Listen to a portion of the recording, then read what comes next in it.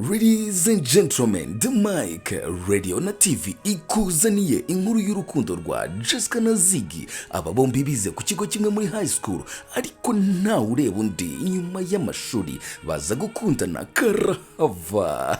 Urukundo rwabo ntabwo rwarenze umupaka kubera ko Jessica yari yiboneye umugabo w'umudiaspora.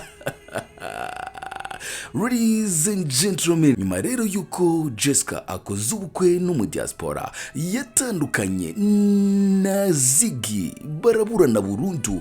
Jessica aza no kuboroka Ziggy ahantu hose, ariko yibagirwa urukuta rwa Facebook. Nyuma rero y'imyaka 2 bongeye gucamatanira kuri Facebook. Witwa Ziggy ntiyari pfana, Jessica nawe ntiyari pfana, abarongera batangira kongera kuvugana. Guess what? Uyu munsi rero urukundo rwa Jessica na Ziggy ruragurumana nk'umuriro w'amashara.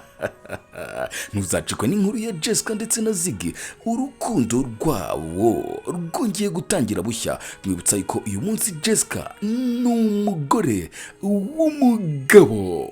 Ladies and gentlemen, iyi nkuru ya Jessica na Ziggy iratambuka kuri The Mic, radio na TV mu buryo bw'amajwi ndetse n'amashusho. Ntugacikwe, ni love story ya Jessica na Ziggy. We loved in the shadows.